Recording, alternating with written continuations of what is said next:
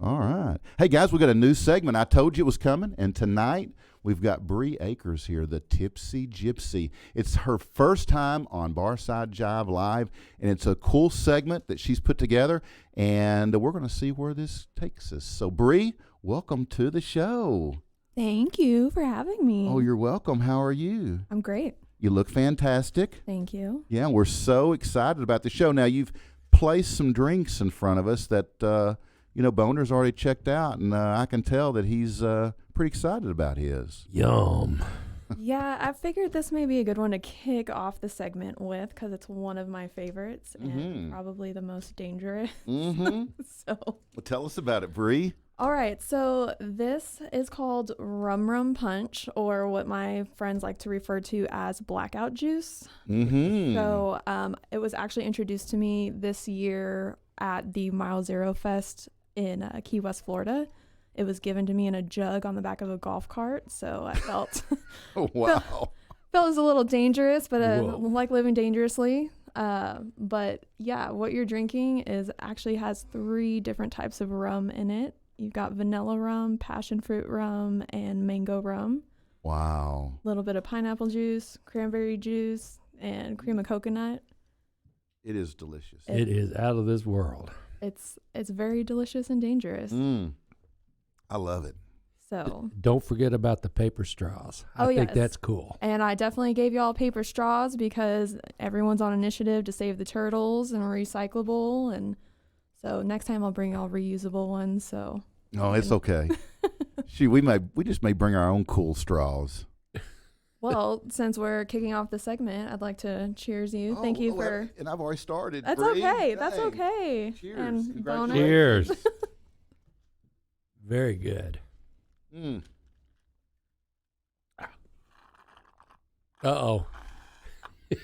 Well, that didn't last very long, did What's that called? it? Slurping? It's called Dun Dun Punch. So Dung? Dun Dun Punch. Oh, You're dun, done. dun, But it's not okay. We dung, brought dung. more. We brought more. It's okay. Bre, that was awesome. Well, I'm glad you enjoyed the first one. I told you I'm like a poor man's bartender. I've never bartended, but I've been in the business. so, Right? Hey, if I can do it, anybody can do it. Since you mentioned that, let's tell people, since this is really your first segment here, let's tell people a little bit about yourself, what you do.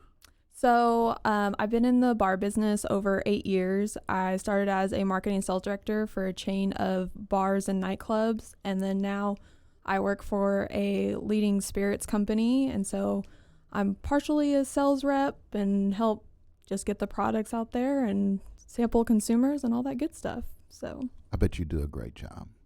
Don't you think, Boner? You betcha. Yeah. I can tell she's good at what she does. She mixes a hell of a drink, too. She's a Damn fine right. bartender. You're damn right. Have mercy. So tell us about your segment. Like, what do you have planned for us? You're going to feature drink? I would like to feature a drink. Mm-hmm. Also, since I work with bartenders, I would love to give a weekly bar tip of things they hate and you should not do as a consumer. Oh, awesome. I'd also like to give some stories from life behind the bars, some crazy things that I've encountered, as well as some of my coworkers. And then just leave y'all with my top pick of Dallas's events that surround food and drink. So That is freaking awesome. Well, Yeah. the show's yours. all right. Well, I guess we'll start with just the tip and give y'all a good old bar tip. So one of the things that your bartenders hate the most, and I do as well with my friends, if you're going to start a tab, keep it open until you plan on leaving. There's nothing worse for a bartender than for them to have to keep opening and closing out your credit card bar Right. tab. Good idea. Yes. Yeah. So that is definitely my tip for y'all, and your bartender will probably thank you for that instead of making really crappy drinks every time you decide to do that. Yeah, for they them. do have a lot of control, right? They do. That's why we call them in the business gatekeepers, because they are the gatekeepers of your happiness and your drinks. Yeah, So, right. And that means you got to get up the next morning to go pick up your credit card and sign the bill. if you kept it open, otherwise, if you keep closing it out, they're just not going to serve you.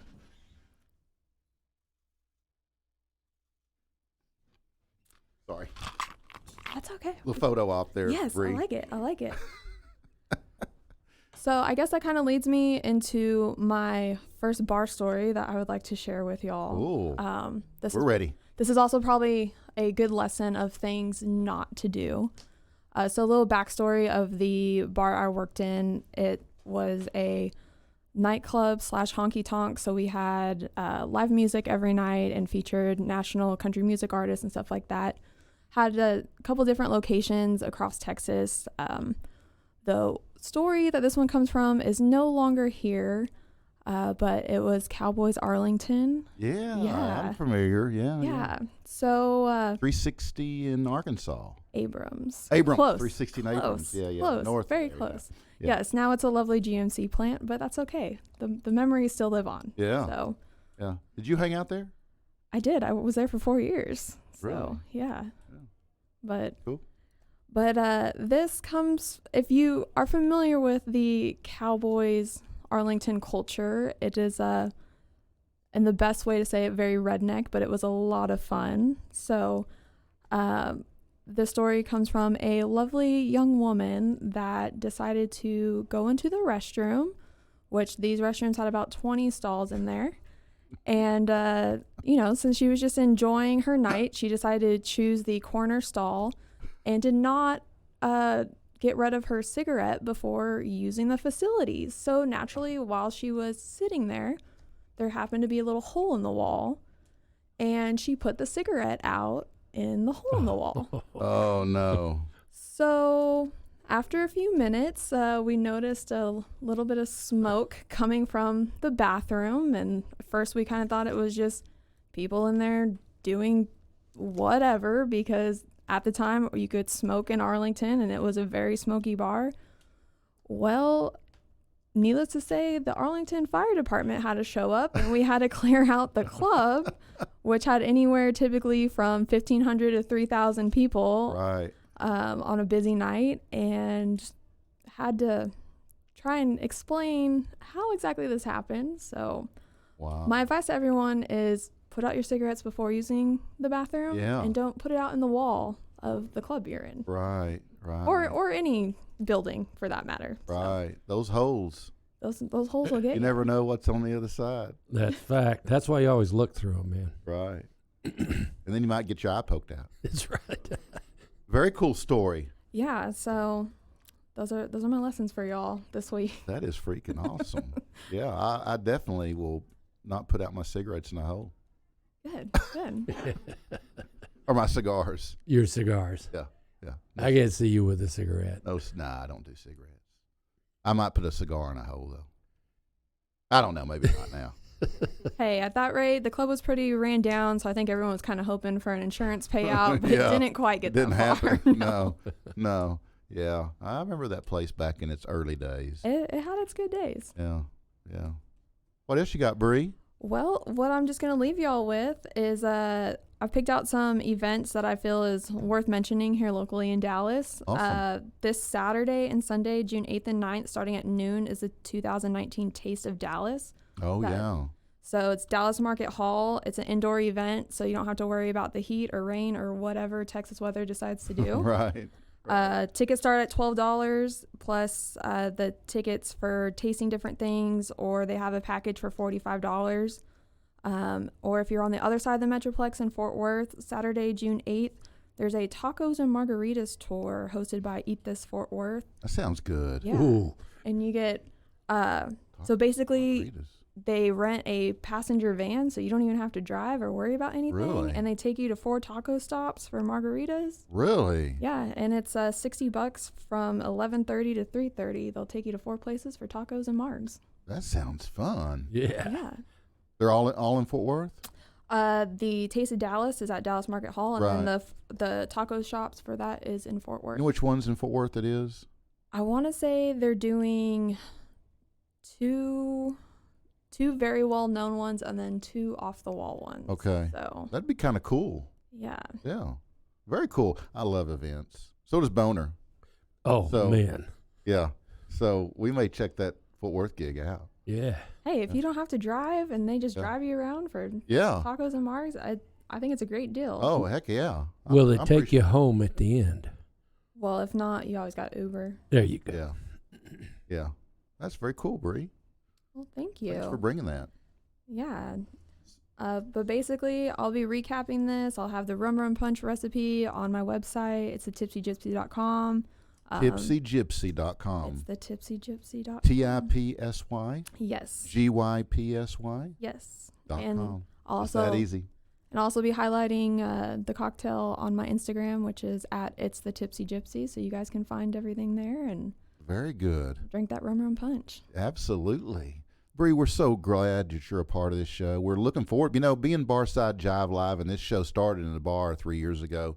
We just think it's very cool that we're like highlighting beverages now and featuring bar drinks. I love it. Like you said, the show's about art, and there's mixology art and cocktail art, and Yeah.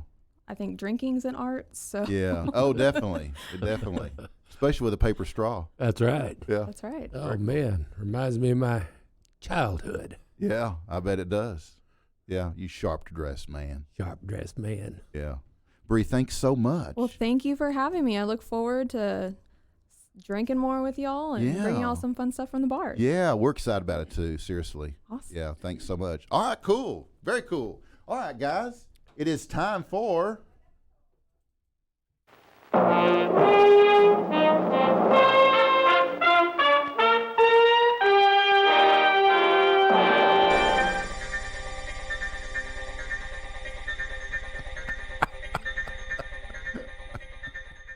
Okay, we got some real important news for you today. Canadian hunters shoot down a terrifying 45-pound mosquito. Oh, my God. No, really. This story is straight from Canada. So, Canadian hunters shot an extremely surprising and disturbing prey yesterday while they were looking for wild turkeys near the banks of the Harricana River. Brian McAllister and Frank Morrison were spending the week near Amos in the Canadian province of Quebec to indulge in their favorite hobby. They were hiding in a cache waiting for their targets when they were suddenly attacked by giant flying insects. The two men claimed that 3 giant insects looking like dog-sized mosquitoes stormed them and tried to kill them. According to Mr. Morrison, the largest of the 3 insects probably weighed more than 100 pounds. Owner? Sounds like moose poop to me, man. Yeah, he said they were really huge. These things would surely have drained us completely of our blood if we haven't defended ourselves. The two men fired on almost 20 occasions to defend themselves and managed to shoot down one of the creatures. According to McAllister, we shot each of them at least twice, but that didn't stop them. That was the smallest one, and it took 6 rounds before it finally fell. The picture of the two men with their strange hunting trophy quickly went viral on the internet and caught the attention of several scientists.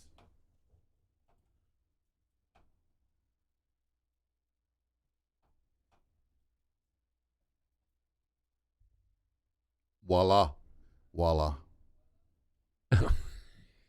The picture of the two men with their strange hunting trophy quickly went viral. Biologists from the University of Montreal were dispatched on the site this morning to inspect the remains of this unique specimen. They concluded that the dead insect is indeed a mosquito, despite being considerably larger than most specimens of its kind. The monstrous creature weighs over 47 pounds, and the two men who killed it claimed that it was the smallest of the 3 aggressors. Oh, my God. Biology professor and insect specialist Bernard Morin believes that an insect of this size could completely drain a deer of its blood in less than 5 minutes. The Canadian province of Quebec has been recognized worldwide for decades for the quantity and voracity of its mosquitoes. However, this is the first time that an insect of this size is killed in the region, the previous record being an 11-pound specimen that was killed in 2005. Some experts do believe that this sudden and spectacular increase in the size of the Canadian mosquitoes could be due to climate change. Yeah, climate change. I wondered if that was coming. Yeah,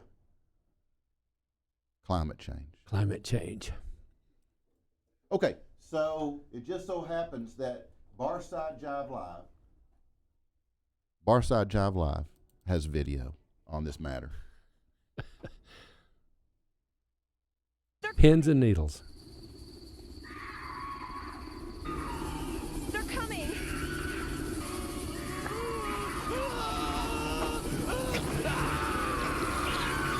That's Junior.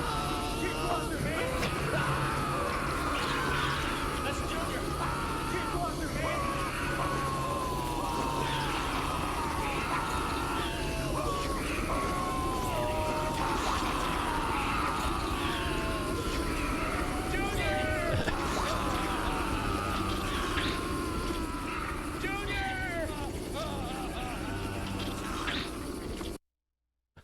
So, guys, be careful traveling to Canada. What is the difference, Boner, between a mosquito and a fly? The words are spelled different. You know, you can't zip your mosquito. So, what is the mosquito's favorite sport? You got me, man. Skin diving. Okay, that's breaking That's freaking bad. news. And now we're going to move on to our next segment, which is our guest.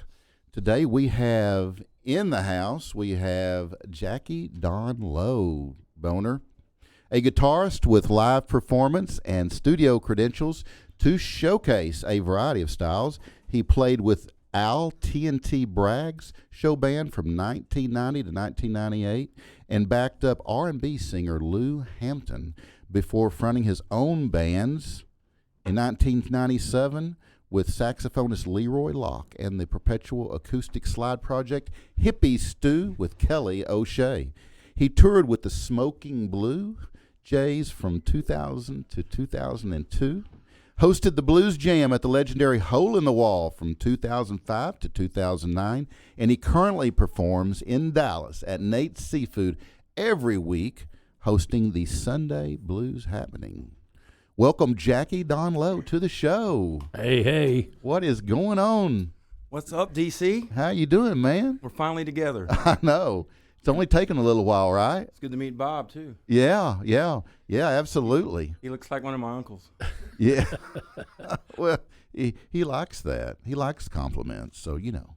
Well, I'm just glad to be here. I've been watching some of your shows. I've seen the Buddy Whittington show, Jimmy Vaughn, Oh, yeah. Jim yeah. Suhler. That was Yeah. could really identify with those. Those are my guys. Yeah. You play with those guys? I've played with Buddy and Jim, but I have a Jimmy Vaughn story. We could start with that. Yeah, might as well, yeah. Well, I was raised in Oak Cliff, and I saw Jimmy Vaughn at the Bedford Blues Fest, and we were hanging out. He knew I played, so it was cool to hang with him. Right. And I said, "Hey, Jimmy, I lived in Oak Cliff when you did." And he starts looking at me. He's like, "Well, I don't remember you." And I said, "Yeah, when you and Stevie lived there." And I went, "Oh no!" I said, "Don't talk about his brother. Don't talk about Stevie Ray Vaughan. Yeah, just right. Don't want to talk about it." So, Right. Finally, I said, "Yeah, I lived on Eisenhower Street, which is right off there, in 1966." And he goes, "I rode my bike by there. I don't remember seeing you." And I said, "I was only 2." Oh, wow. And he laughed, put his arm around me, said, "All right, yeah, I know you now. That little 2-year-old over there." So Right. that's Right. Yeah, Jimmy Vaughn is quite a character. You know, I did that interview with him, I believe it was at the Kessler, I think. And he had just come into town. He hadn't been there but a minute, and he was tired. But we did that, and he was gracious enough to do that interview with me, and for a lot longer than, what I'd been told that we would do. And he told me some great stories. I know you heard them. Mm-hmm. So it was a lot of fun, and I really appreciate him doing that. And then I got to MC the event, so I got to actually introduce him later that night, which Right. was pretty cool. So tell us a little bit about yourself. I want to know a little bit about your story. Can you kind of sum it up for us? Wow, no. It's a long story. Can you give us a? Well, I mean, what have you heard about me? Well, can we start from there? Do I even apology or what? I mean, No apologies. What have you heard about me? I'm trying not to say anything, man. Yeah. You're great guitarist. great guitarist. Okay, well, Yeah. I do play guitar. Yeah, I yeah. brought a guitar. Absolutely. And I've been playing since I was 12 years old. Wow. But You kind of got started late, right? Yeah, late, really. Compared to these days, I the know. 12-year-olds today are leaps and bounds ahead of everything that we've ever done. Right. But I started playing at 12 is when I got my first acoustic. And then when I was 14, I got my first electric. And then that was also the year 1979. That was the year of the Texas Jam. I was 14 years old. My dad dropped me and my friends off at noon at Fair Park and said, be under that light at midnight. Gave us 12 hours. And DC, that day changed my life. The Texas Jam, the second one, 1979. Wow, yeah. And I knew then I wanted to be a rock and roller. I wanted to rock out for the rest of my life. Right, right. With Texas Jam, it changed a lot of lives. It certainly did for me, because from that point on, I just wanted to play guitar. And I learned off records. All these young kids can get on YouTube now, and I even get on YouTube. You can learn anything from anybody. But back in the day, you had to pull up that needle at the right spot you want to learn, and that helps your timing. Right. And I like Bre. I met Bre out in the parking lot, and I kind of, I have a segment. I could come on every week and tell bar stories about musicians. Oh yeah, I bet you could. About what not to do and what they like and what they don't like, and what songs not to request. As a musician, you can tell some great stories from the stage to shit you see out in the crowd, right? I have to change the names to protect the guilty. Right. So continue. Well, what story was I talking about? We were talking about records. You were learning from having to learn from records. So I went to the Pitcher House, and the Pitchers were Matt and Ted and Kit. They were the older guys in the neighborhood, the hippie house. It always smelled like a skunk when you rode by their house. They were getting herbed up. And when I was about 17, I got invited to jam in their garage, and I thought I was a badass. I'd put on side 4 of Led Zeppelin, Song Remains the Same. Oh, freaking best. And that's man. what Jimmy Page is what I learned, Oh, God. guitar with. I knew all his licks. And so I went down to the Pitcher House. They were more into Johnny Winter, which was cool. They were turning me on to that. But I'll never forget, Kit, the older brother, goes, "Hey, you're out of tune." And I went, "What do you mean I'm out of tune?" I tuned up to side 4 of Led Zeppelin, Song Remains the Same. It's in E, baby, you know. He pulls out his little pitch pipe, blows on the A, and he goes, "You're a little flat." And I was. He goes, "Hit your A note," and I was flat. And I said, he goes, "Do you put a penny on your turntable?" And I said, "Yeah, so it won't skip." He goes, "Well, that's dragging that 33 1/3 down. Oh, yeah. You're flat." Right. I learned a lesson, so tune Right. Yeah. Yeah, I never had thought about that. So now when these young kids, but they all have, the tuners like this now. Right. Electronic, yeah. But I still have a blow pitch pipe that I would yeah. blow out, Yeah. Right. Well, things have changed, haven't they? Oh my goodness, they have changed. And now these kids, like you said, they're learning, at such an early age, and they're learning by watching videos of dudes like you, and Jim Suler and others. That's how they're learning, and that's why they're so freaking good. Well, and another thing that we didn't have back then, and I was talking to Bre about this. We got to meet, got to talk to each other outside before the show. Right. And every time a musician plays around now, there's someone filming you. And one guy, one of our mutual friends, Bruce the Moose. Yeah, absolutely. He is out every night. Oh, yeah. 2 and 3 bars a night, capturing a lot of this. And it's really upped every musician's game, knowing that, look, you're going to be filmed. There's nothing you can do to stop it. Right. You better play as good as you can. Yeah. And just do the best you can. But you have to be what you say, what you do. Everything is out there now, and it's crazy. Right. Privacy is gone. Gone. Yeah. Yeah, for everybody, not just the police, but everybody. Yep. Everybody's on camera. all the Somebody's time. got a camera on them somewhere. All the time, yeah. And I don't care, what building you're in front of, whether it's a government building or whether it's some private facility. They all have cameras on the outside. Everybody's getting it. Yeah. Homes now, Yep. the doorbell's a camera. You got freaking cameras at the front door. I got a camera right here. Yeah, see? Yeah, absolutely. I mean, everywhere you go. So you're screwed. Just don't do anything wrong. Don't be off key. No. And that's tone, tuning is where it all starts. That's right. Right. Hey, I want you to play something for us, like Sure. right off the bat. Let's get into it. Let's get into it. Let's get into it. I want Before you I do that, I have a gift for you. You do. I didn't know because I've seen some of your shows. A and, gift. This is one of my logo glasses. Oh my God! And, I Really? want you to have it. Are you serious? Yeah. Wow! Look, So guys, look at that. So hopefully on your Jackie next, Don freaking Loe. you'll put an IPA in it, I hope. Absolutely. What's your favorite drink? Well, I've been known, Bre, what's my favorite drink? Bre. Yeah. Bre.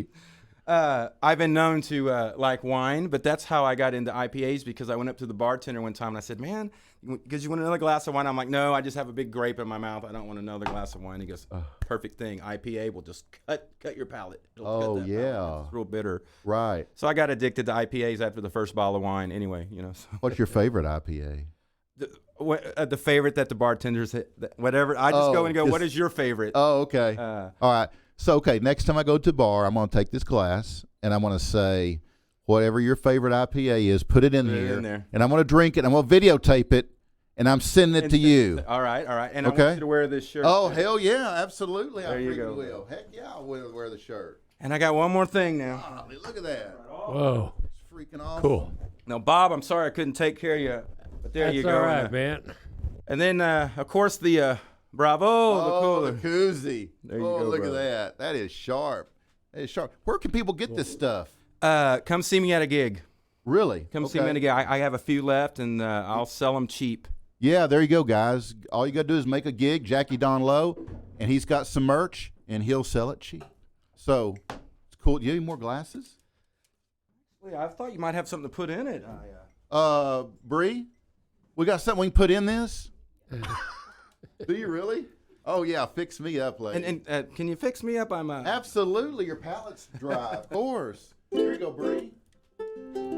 Bre is such a great addition to this show. I'm so thankful. I'm glad I was on the. I'm going to thank her every day of the week leading up to the show. I was on the first show with her. That was. I know you historic. Were. I know. Look at all these instruments you brought. I hope to be the first guest that plays 3 different instruments. Dude, you've already won. Yep. All right. Yeah, we haven't had that. No. Excellent. No.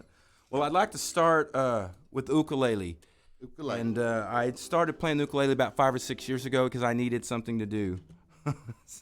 Well, please share. This is one I wrote called Sunset Madras. Jackie Don Loe, Barside Jive Live.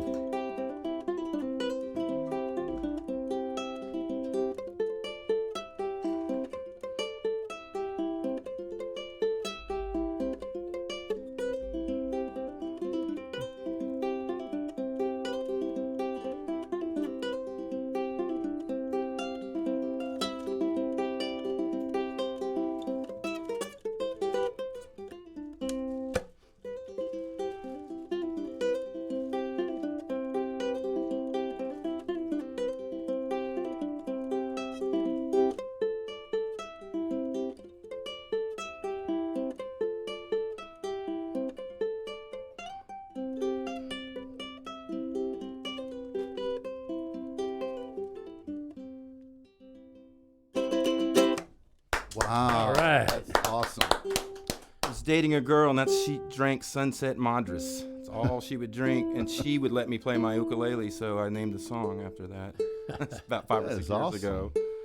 And then I'd like to play another one on this called Ookgrass. Okay. And it's like a bluegrass song on the ukulele. That's awesome. And if you feel like doing like this, just get on with it. now. Okay. And it goes like this.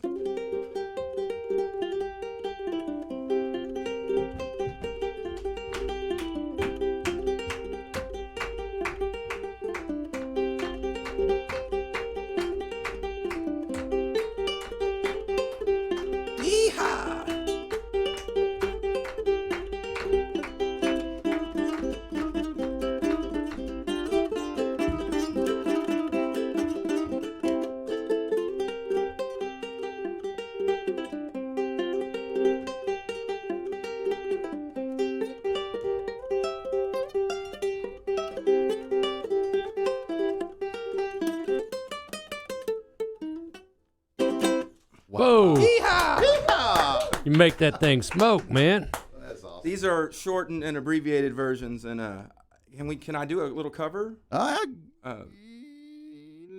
No. Okay. Can I do a riff? Yeah. Okay. Yeah.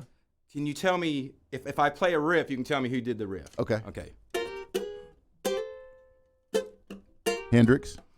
There we go. So I do When Cries Mary on the uke. Oh, yeah, that's cool. And that's when people are like, oh, he did Jimi Hendrix on the ukulele. And then they're like, hey, that's pretty cool. Yeah. So, Yeah, well, that's very the cool. ukulele, little few songs. Yeah, do you play it a lot during your shows? Well, yeah, I'd like to do, well, I can't do, I've worked up a lot of Beatles and stuff. Oh, have you? I have. But during your live shows, you play the uke? Well, with Hippie Stew, I do. Oh, okay. That's my acoustic psychedelic fusion thing with Kelly O'Shea. We just released that record back in December. You can download that. Yeah.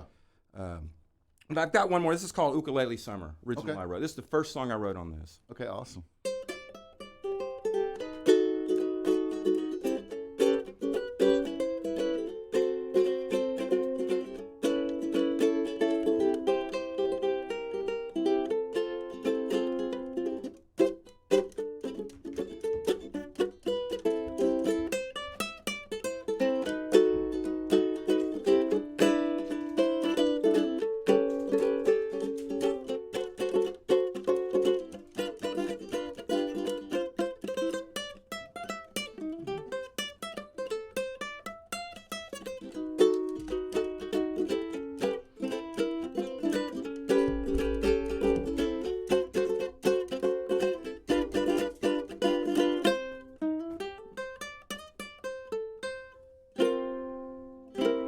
Wow.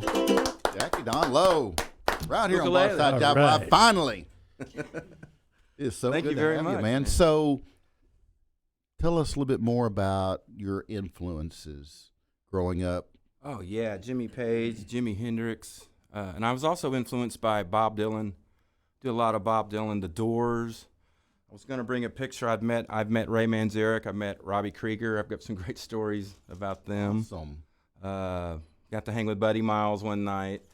So that, to me, I was like that close to Jim Morrison. I was that close to Jimi Hendrix. Right. Meeting some of my heroes. But I'm also heroes of some local guys like Andy Timmons, and Eric Johnson. In fact, my story at the guitar show, I was telling Winter that I had lost my camera, and I was at the guitar show, and I saw you at the guitar show. That Right. Later on, I'd left my phone on top of my car, drove off. No way. Yeah. Oh, So the lesson is have insurance and Yeah. you'll get your phone back. But I'd lost all the pictures and videos Oh. I'd taken, and I was just sick of that. I yeah. told Bre I didn't care about the contacts I lost. I mean, they'll call me when they need me. And Yeah. But my memory, though, and Eric Johnson's just from playing, just starting out, he's been my hero. So I'm walking out at the end of and he had like a 2-hour sound check that pushed everything back 2 or 3 hours, and no one cared. We're just like, man, we'll watch your sound check as long as you want. And after a long day, and he does a set, I find myself walking out with him, the backstage area to our cars, and he's going back to Austin with his handler. And so I'm talking to him, and I said, Eric, how do you do it to keep your energy up all day after a sound check and signing autographs and playing your set? And he goes, man, you just do it because it's what you love to do. And I said, well, thank you. I said, your energy gives me energy. It's always great to see you. Yeah. He looked at me, gives me that side musician hug, said, it's always great to see you too, man. And he walked off, and I was like, I was thinking, man, that was a moment, man. Me and Yeah. EJ, bonding. Right. And then I thought, man, he's talked to like 4,000 people today. He knew I was the last person he was going to talk to. He was just happy, ready to go back to Austin, But it's moments like that when you're around guys you look up to Yeah, absolutely. that make you want to play better. And it's always made me, guys like that have always made me want me to play better. But it's not just those guitar heroes. It's, of course, Al T&T Braggs raised me.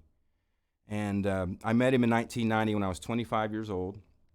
And I almost didn't get the gig because right before we rehearsed for 6 months. Our first gig was the film festival honoring Glenn Ford in 1990. Wow. And then we had the Benson Hedges Blues Fest that year. So these are big gigs. I'm only Yeah. 25. Oh, yeah, absolutely. And he called me aside, and Al was the kind of guy that we had a 14-piece band. If someone was hitting the wrong note, he would hear it. Who's hearing it? Okay, you two play. And you didn't want to be the one hitting the wrong note. Well, I wasn't hitting the wrong note. I just wasn't playing Smokin' Joe Kubek solos note for note. And he wanted me to do that.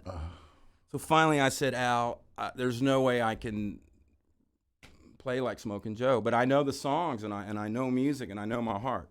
He said, all right. He goes, you come back, play the songs the way you do. And I stayed with him for 8 years. After that, became his band leader. And I got to tell Smoking Joe that story, and we both agreed. He goes, well, you graduated his musical boot camp, didn't you? Wow, yeah, right. And that was from 1990 to 1998. Gosh. And I learned a lot. And then that's how I'm in Lou Hampton and Bobby Patterson. And I'm still playing with Bobby and Lou today. Yeah, For my soul, for my R&B out there. yeah. But when I left Al, that's when I first bought my PA and my truck, and I said, I want to get my own gigs. Started being my own agent, I guess. And actually, when Al died, Joanna Is of Southwest Blues Magazine saw me at the Goat. And she goes, you used to play with Al, didn't you? I go, yeah. She goes, well, we need to write a story. I said, well, I write. I like to write. So because of that, I co-wrote a story with her and Smoking Joe about Al TNT Braggs, and then from that moment on, for the next 6-7 years, I wrote for Southwest Blues Magazine, and not only wrote stories, but I wrote over 50 guitar workshops that I'm going to put in a book. So that got me to start writing for Buddy Magazine, and this is the latest Buddy Magazine that's out. Awesome. Great Right. magazine. Yeah. And I've written cover stories on Doyle Bramhall, Yeah, Annie Timmons, Charlie Crockett. yeah. Written a bunch of stories. So now, that's another thing I like to do is write. So I'm very proud to be with Buddy Magazine. Yeah, yeah. And so I think things just, you have to be out in the scene. You have to be, one thing always connects to another. Yeah. And Yeah, they do. just getting to know people, getting to be that guy that can play a lot of different songs and tunes, and you'll get the gig. If you're just a one-trick pony, no matter how good you are, you're going to only be known for that one thing. And like, hey, we need an ukulele player. Well, I can't play ukulele. Well, I can. Right? oh yeah. That's And, very cool. Yeah. So I just in a nutshell, that's some of it of how I got to where I am now. And it is my birthday today. Happy Yeah, we were going to birthday, save that man. for the end, man. Oh, You you didn't were? give us a Did I just freaking blow it? chance. Well, just cut that out Ah, man, we can't, Or is Jeez, oh, you there's gotta girls what? coming in the cake. Is that what's happening? Yeah, that's right. Yeah, the girl's in the cake. Yeah. You know what? For your birthday, though, we've got a special drink for you. I kind of feel younger for some reason. Yeah, you Oh, I mean- should. You should. We Bre? What Oh, we all got? right. Looky here. All right. Now, what is this called? Oh, it's the blackout juice. This is your, My niece Caitlin would like this. your 32nd birthday. Plus some. Well, 39 and holding, like Jack Benny. Yeah, there you go. Okay, here's to you another year. All right. Of listening to Jackie Don Loe. Cheers, man. Baby. Let's see here. Boner, you ready to sing? It's been years since I've had a paper straw. Yeah, right. Save a tree, save a turtle. I don't know. Not save a tree. Are they made out of wood? Yeah, they are. I guess they're paper. What the hell did I just say? What the hell do I say anytime? Okay, so ready to sing, Boner? Let's do it. Happy birthday to you. Aw. Happy birthday to you. Have mercy. Happy birthday to Jackie Don Loe. We got to personalize it. Happy freaking birthday to you. From Barside Jive Live. .com. Thank you, guys. I'll never forget Man. this one. You got to come back because these are great drinks, Bre. Great birthday drinks. I'm telling you, we could do another show where Mm-hmm. she does her segment, and I could come in and just do Yeah. a couple of musician behind the scenes. Yeah. segments. We won't mention any Yeah. names. Yeah. Okay. When we want you to play some more. Okay. But when we come back, I want you to tell me your funniest story that's happened to you. Maybe it's happened to you during a live performance. I want to hear something maybe from the stage that's happened. But play us another song. Okay, gotcha. Guys, Jackie Don Loe right here on Barside Jive Live. This song is called At the Woodshed with Willie.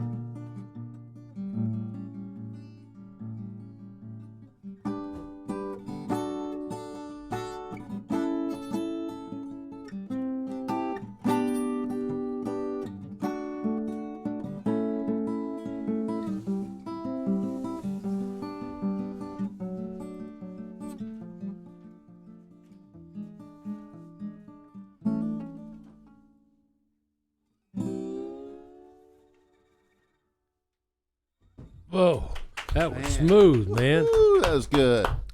Very good. I wrote that. I didn't bring the guitar. I just got it a few months ago. It was a Silvertone 1448. And the reason I did was because I'll tell y'all this.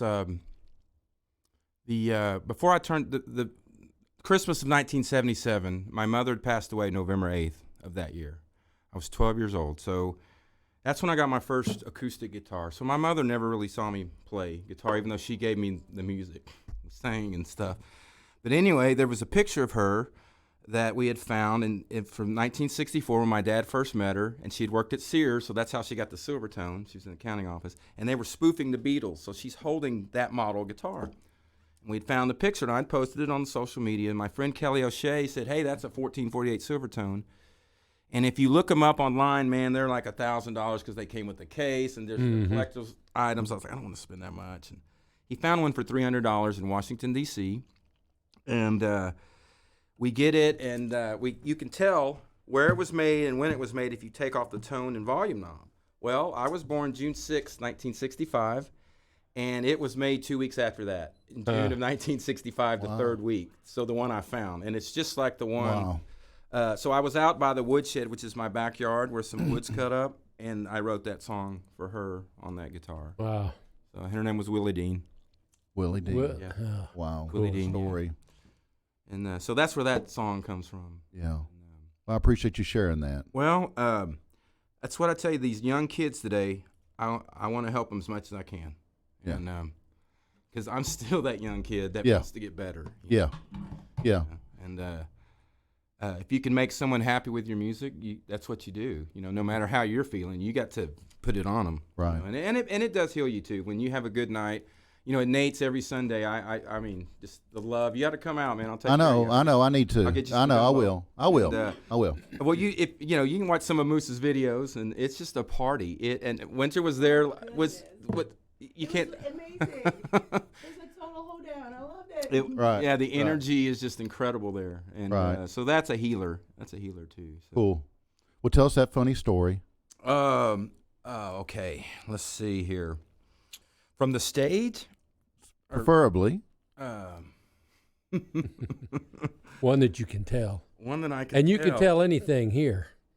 Well, I'd like to tell a break story first because I wasn't in this band, but it's one of the funniest stories ever. Okay. And this was at a honky tonk in Louisville, and the band leader goes, "Hey man, let's go out to my truck and smoke a joint." And the band goes, "All right, let's go." And all of a sudden, the band leader starts selling some merch, and he goes, "You guys just go out with me. It's in that white truck. I'll be there later." So the drummer and the guitar player go out there, and they go in his truck, and they go, "Man, there's not a joint in the ashtray." So the guitar player says, "Well, I got one." And he lights it up.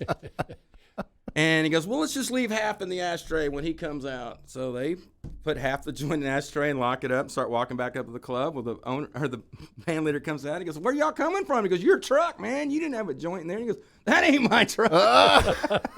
My truck's over there." And they had locked the truck up, so either the person that came out was either like, "What the hell happened?" or "All right." Wow. That's hilarious. And no, I wasn't on that gig. Right. You're not protecting your identity, are you? No, but no. One of the craziest stories actually happened 2 weeks ago at Nate's. I do a chair.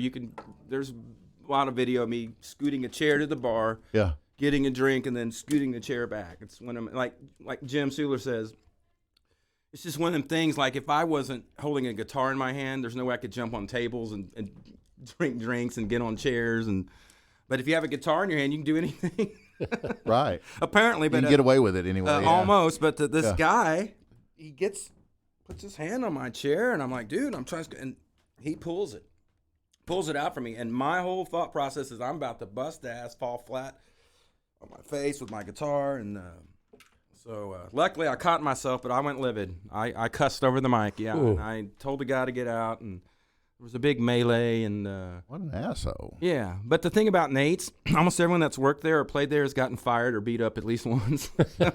So look, if the guy comes back and apologizes, I'm like, "Dude, it's cool. Just don't pull the chair out for me under again." You know? Right. But, Right. Wow. But, Yeah. He could have made our dickhead of the Yeah, week. boy. there. yeah. So That took some Next balls. week. Yeah. there's stuff like that happens. You take a chance. Yeah. Yeah, maybe Nate's will be the place that we'll do my video. I'll get my drink there, and Man, we've well, that's a perfect segue. We the Blues Conundrum was a movie I did or was in 2013, and we filmed a lot of that around Nate's. yeah, okay, And, yeah. and okay. I brought you actually Uh-oh. the soundtrack from you 2013, really? the Blues Conundrum. I wrote 6 Wow. songs. Jake Glenn, he did a documentary of all these. It's all local musicians, and we finally had it shown at the Texas Theater Wow. last September through KNON. Wow. But it had a bad history because the first time we tried to show it, it was at the Lafayette Film Festival, and it was the worst snowstorm they'd ever had. We always pause. So we always pause for these promotional opportunities. So we never did. It didn't get shown at the Lafayette Film Festival. Well, then a couple years later, we were going to show it around my birthday at Poor David's Pub, and because the Rolling Stones were coming in the week before, we didn't want to. We moved it out a week. Well, that was the night, if you remember, the guy came in with a pickup truck and shot up the police station. Yeah, yeah. Oh. Right. Well, and we were supposed to show our movie that night, so we got canceled then. So I go to Dave Chaos at KNON. I'm like, man, can we get this movie shown? And he's like, and I tell him the story. He's like, I don't know, but finally we got it at the Texas Theater, and I sat in the Lee Harvey seat and watched it. Wow. So this is for you. Thank you so much, brother. You got to sign it. Yeah, sure, Yeah, sure. absolutely. Okay, you going to play one more for Yeah, us? yeah, man. Okay, we got time for one more. All right. Jackie Don Loe here on And Barside Jive this is a Live. song that's on that CD, Oh, awesome. and I've never performed it in open G tuning, so this will be a first. Awesome. But my voice is kind of yeah. That did it. That works. A little lubricant.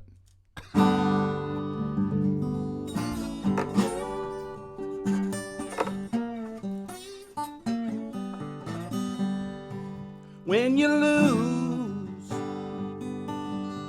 your only friend,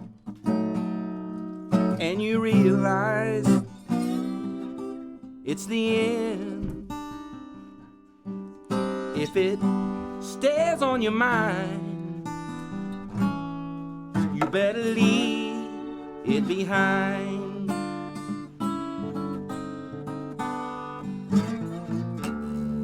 When you know that she's gone and the day has come to move it on, if it stays on your mind, you better leave it behind.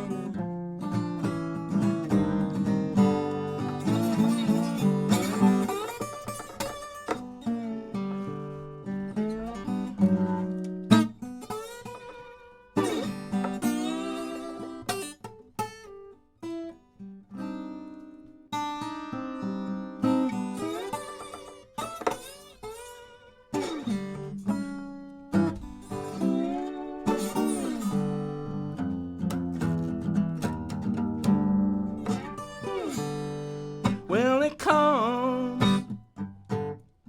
and it goes, all that trouble no one will know, 'cause it stayed on my mind. I had to leave it behind.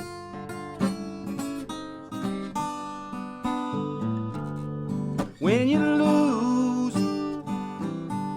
your only friend, and you realize it's the end, if it stays on your mind, you got to leave it behind.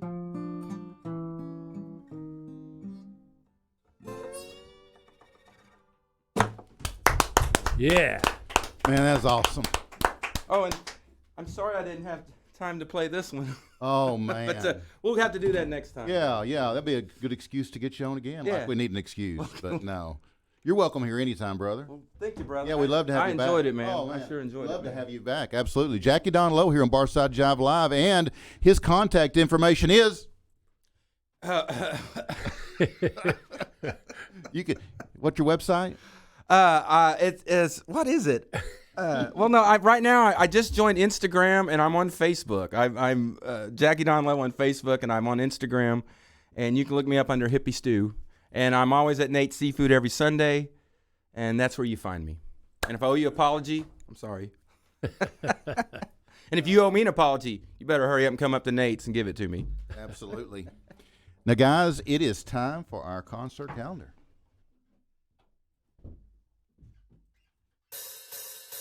It's time again for the Zoo's weekly concert calendar for this weekend, and I am DC, your Zoo concert calendar keeper. So here we go. On Friday, June 7th, we got Fonseca at the House of Blues for a 7 p.m. show. You can also see him at the Aztec Theater in San Antonio on June 8th and at the House of Blues Houston on June 9th. Mondo Generator will be at the Gas Monkey Bar and Grill at 8 p.m. Now on Saturday, June 8th, Jimmy Buffett will be at the Dos Equis Pavilion for an 8 p.m. show. He will also be on the Budweiser stage in Toronto, Canada at 8 p.m. on July 13th and at the DTE Energy Music Theater at 8 p.m. on July 16th. Betty Who will be at Canton Hall for an 8 p.m. show. And Ray Wiley Hubbard will be at the Kessler Theater at 8 p.m.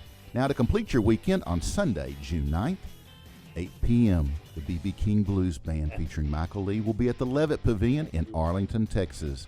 Now heads up, Santana and the Doobie Brothers will take the stage on July 6th at Dos Equis Pavilion, 3839 South Fitzhugh Avenue in Dallas, Texas, home city to the Zoo. So that's another wrap for the Zoo concert calendar. I am DC. Now keep on rocking, and thanks for listening to The Zoo. On Vokal. Yeah, just come on.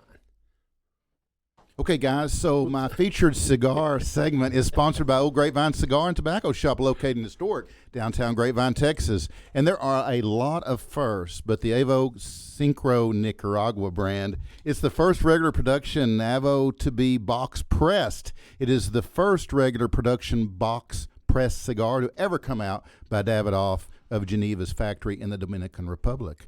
And as indicated in the name, it is also the first Avo to use Nicaraguan tobacco. The name is also meant to suggest synchronization between the different tobaccos in the blend, which include Nicaraguan tobacco and Dominican tobacco.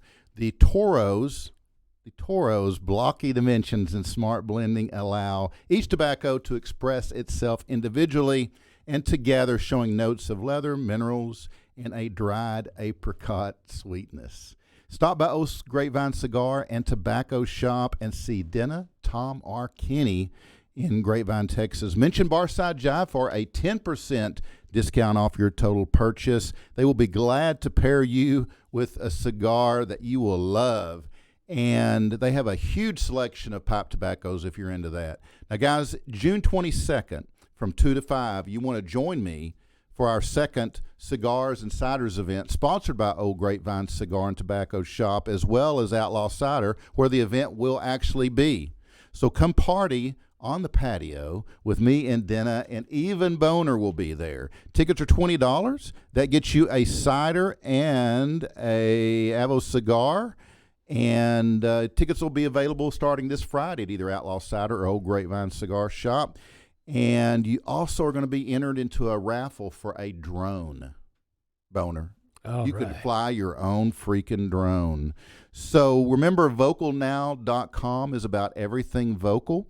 You can download the app to your mobile device. You can also go to barsidejive.com. That's about me. My show today has also been brought to you by Hip and Hippie. Hip and Hippie is a planet-loving company known for its high-quality, earth-friendly, 100% recyclable, organic candle line in their body care products. It's no wonder that eco-supporting people love Hip and Hippie, hipandhippie.com. Thanks to Winter, our show photographer today. She can be found at winters-photography.smugmug.com. Thanks to Jay and Jimmy in the control room, our production team. They do a fine job of helping us out here. We appreciate their being here. And I'm sure Jay's awake. Jay? Yeah, of course I am. Of course you are. Yeah, we appreciate it, Jay. And that's it, guys. So we are out of here. We will see you next Thursday, 7:30 as always.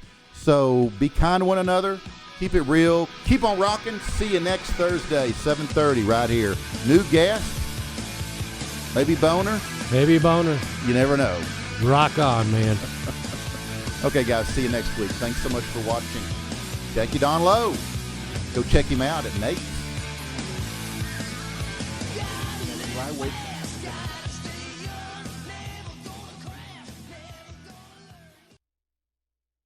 There you go. No, they couldn't hear you. Do I wait for this to come out? Or how do we promote? Or how